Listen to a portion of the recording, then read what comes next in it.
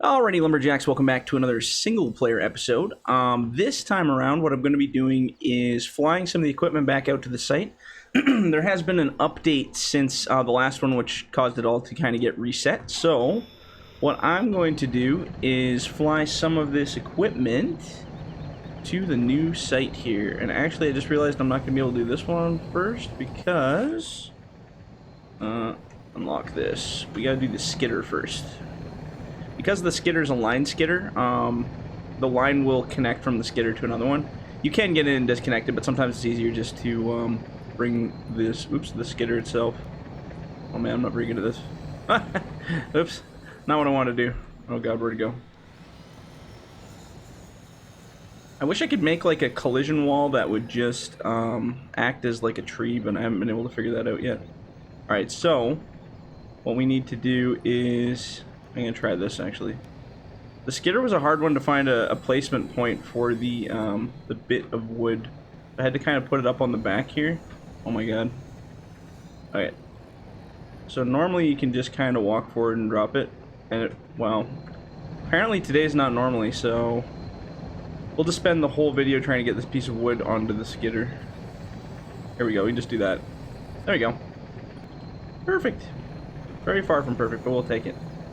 So, hook that. See what happens is that chopper will actually hook to it, but then the skidder's tail actually hooks to it as well. Also, new skidder. This guy's actually pretty sweet. It's got a little bit better of a high tail on it, so you can lift the trees a lot better. So today we're going to be actually flying equipment now. It was something we couldn't really do as well before. Now we kind of have the option. It's definitely not perfect, but it's kind of fun to do when it works. I mean, like I said, I've done this on dozens of multiplayer videos already. Actually, I have pretty much the last pile of multiplayer videos has all been flying equipment, so... so you guys are probably well acquainted with this by now, but... it's definitely a heck of a way to get all the equipment to the right place. You just gotta make sure you don't go too crazy while driving, because what'll happen is as it gets swayed, the chopper will actually start to... see how it's rising up and kind of acting a little funky there? So generally in first person is the best way you can kind of keep an eye on things. But it's nice to be able to know you can fly equipment if you want to, so that's kind of cool. Okay, here we go. And we're just going to dive bomb this guy right into the hole here. Got our nice area we still have all padded out there.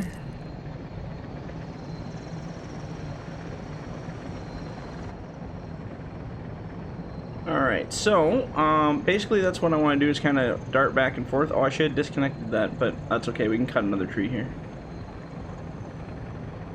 Dart back and forth, grab some of this equipment. Like I said, we could low bed it, but this is pretty fast doing it this way as well. That way we avoid all those creaky, crimey little roads there.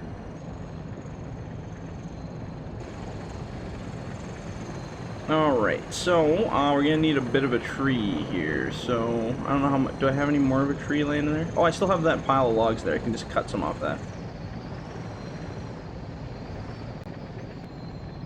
Let's go like this. Nice gentle touch down here. So I'm gonna cut actually a couple pieces here.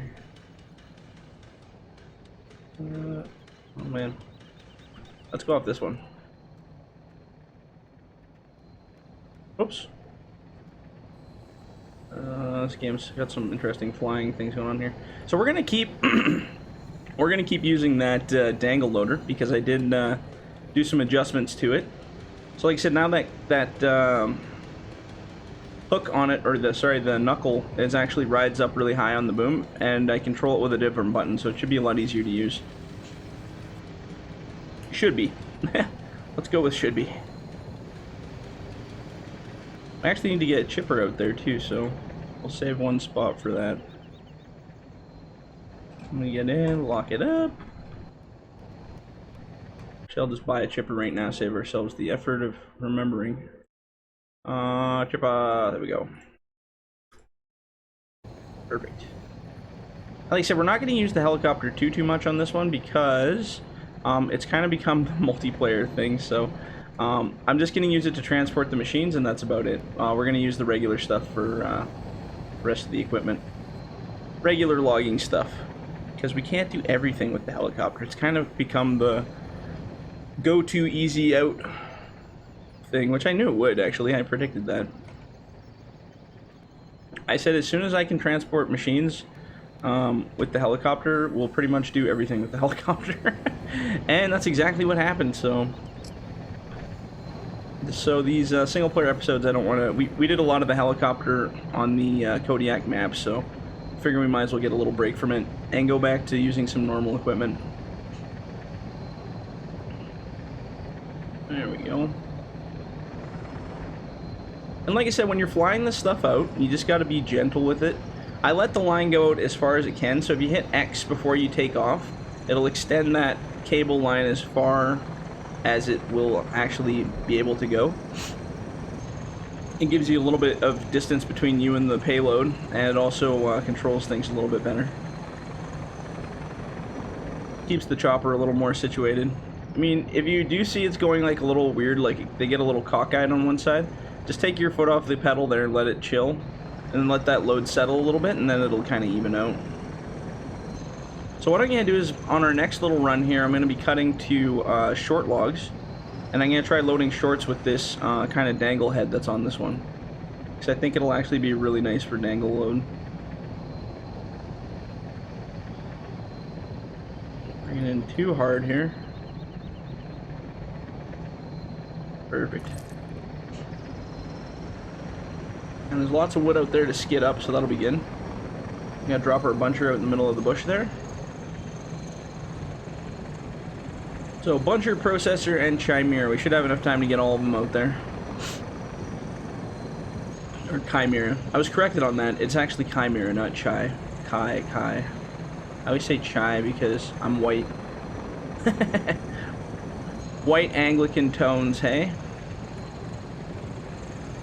That's why I never succeeded in French class. Because it was regarder, not regarder. And I'm like, well, that's dumb. Why wouldn't it be like it sounds?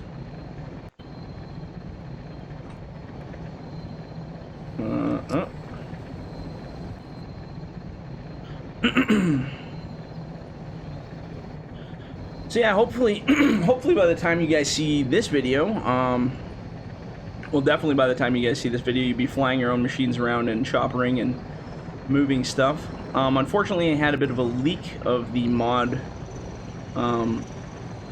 the helicopter mod, sorry. That was, like I said, unfortunate, but it does happen where we get leaks, and it could be anywhere. That mod did get kind of traded around to a whole bunch of people other than just Patreons, so the leak could have really been anywhere. I have my suspicions on exactly who and where that leak came from, but like I said, it's just kind of one of the things of business, you know? It's like video games, when a video game leaks, you know, that kind of stuff. The only thing I wish is, if they would leak stuff, I wish they would leak at least the current version of it, so that people aren't using the old broken versions of stuff. God, that irritates me.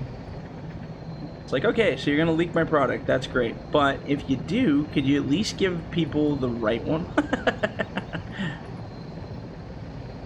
Well, like I said, it's just one of those things that happens. It's part of any kind of development or product development of any kind.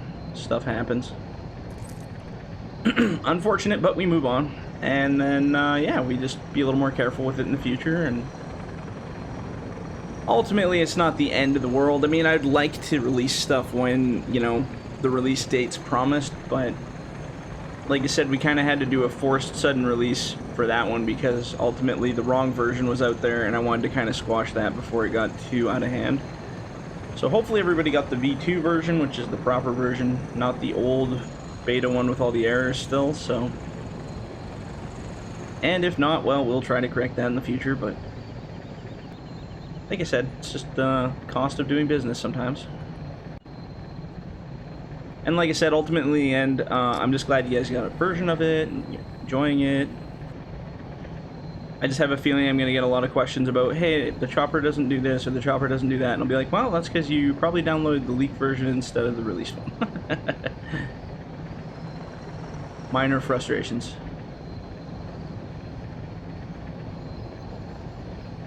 There we go.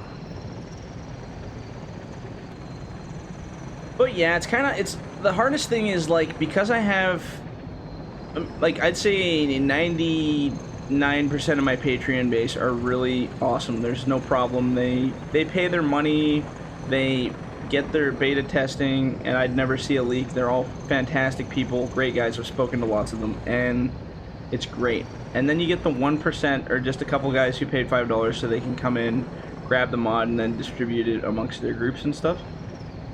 Which, I mean, in the end of the world, it's not like a huge deal that people are doing that, but when they do a public release, it only really hurts, you know, us in general, because then the wrong version comes out, and it's like, oh no, that's the wrong version. Now everybody's gonna think it's a piece of crap because it's incomplete.